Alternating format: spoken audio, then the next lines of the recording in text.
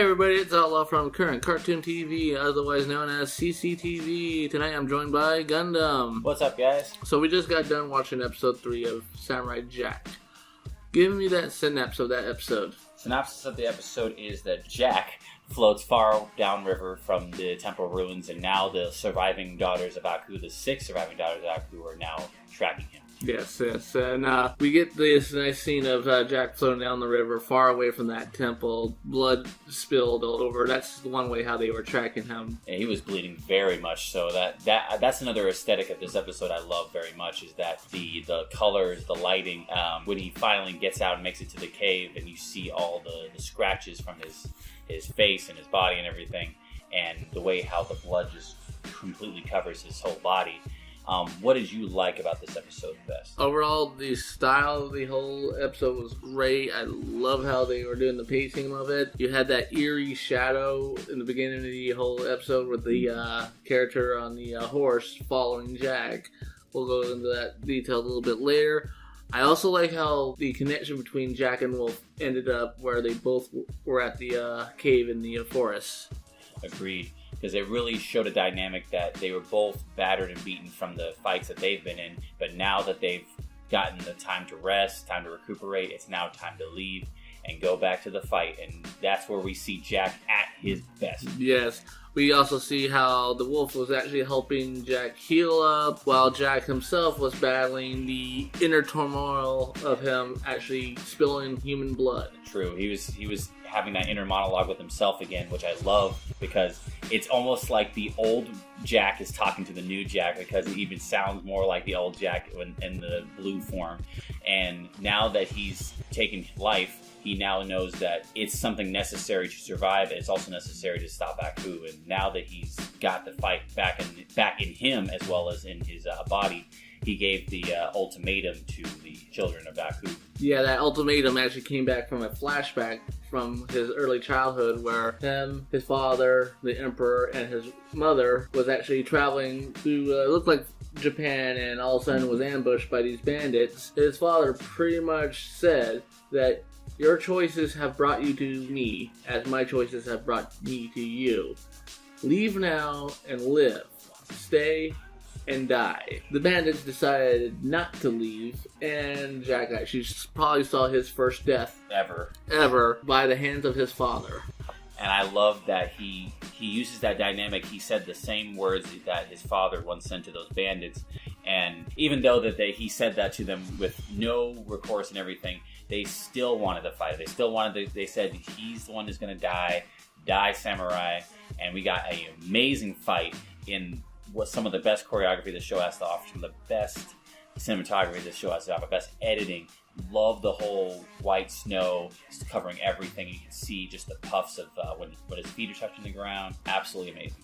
Yeah, we got to see actually Jack fight at full force, knowing and willing to kill somebody else to survive himself. He took out 2 of the daughters of Aku in a matter of seconds. One spear into the freaking stomach, the other one into the chest. Then you get this nice little fight scene between the 4 of them, and throws that sword into that person's chest, into a tree. How much force would you need to actually do that in real life? You'd have to be that person would have to be either very, very small, or you'd have to have a lot of strength for that. And I love that he even looks like he's even in a more control of his own strength too, knowing this is what needs to be done. And then at the finale, he knocks everyone off of this tree. They're falling to their supposed death. And then at the very end, the tree cracks. He falls to his supposed death. And that's the end of the episode. So, what do you give this episode a rating? I give this episode a 5 out of 5. It's absolutely amazing. Right now, this is going perfect for me, at least. And they can keep it. If they keep it up, it might be the first perfect show ever. Yeah. Well, the beginning of this episode was very slow paced for me. I was kind of getting lost in it a little bit, but it made up at the end. It made up for that fight scene. It made it up. This also gets a 5 out of 5 for me. It was close to the 4, but now it's definitely a 5 out of 5. So we get to see Death again. Yes, we do. As we were saying before, we do believe that this character is the personification of death in Samurai Jack, that this is going to be the person that's going to take Jack to his ancestors when he dies. And since he was bleeding out at the precipice of death, he really looked like he was waiting and willing to take him back as soon as he was dead. Definitely, yeah. So we got to see him actually follow Jack into the forest. Actually following him while he was walking. That was kind of like, wow, that's a little new. And then we get to see Jack's actual ultimate personality in there while he pulled the knife out. And I really love that it keeps telling him that no matter what he tells himself, he knows what he needs to do. And that's what I love about Samurai Jack thus far. And we even have some ideas on what the new episode is going to be about. And we have a synopsis of the new episode as well, too, actually. Oh, yeah? Well, what is that? The synopsis of the new episode is that Samurai Jack will partner with a deadly assassin in order to escape a gargantuan creature that has swallowed them whole. So we're thinking maybe they're falling to their supposed death, big creature swallows them whole, and now they're fighting to survive and get out. But who's this deadly assassin? We have an idea, but we have to see. Yeah, definitely going to have to say she on this one.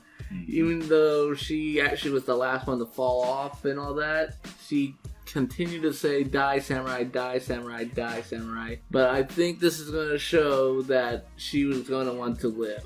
Yes, and there's only going to be one way to live, and that's to join Jack. Even if it is a temporary solution, she'll have to if she needs to survive. And I cannot wait for this next episode. If it's anything like the past episode, we're in for a real treat. And I can't say anything else about it. I love it, and please watch it. Please support the show. Oh, yeah, we definitely want to support the show. Please put out that hashtag Samurai Jack's back or Jack is back. It really shows up on the Cartoon Network's William Street's and Adult Swim's feeds there. It really helps support the show, and we probably get other shows like this to come on to Adult Swim to give us a little bit more of an ending of some other episodes. And if you say SWAT Cats one more time... Come on, SWAT Cats, please. Alright, so that's all pretty much we have for tonight. So we can't wait until Saturday to watch the next episode of Samurai Jack on Adult Swim at 11 o'clock. So thank you everybody for joining in. Please hit that like button, subscribe, put some comments down below what you think the next episode is going to be about. And I thank you so much, guys. See you guys. Oh yes, guys, make sure you leave those comments. Let us know what you think of the character following Jack is. Is it death or is it somebody else? Is it actually another enemy waiting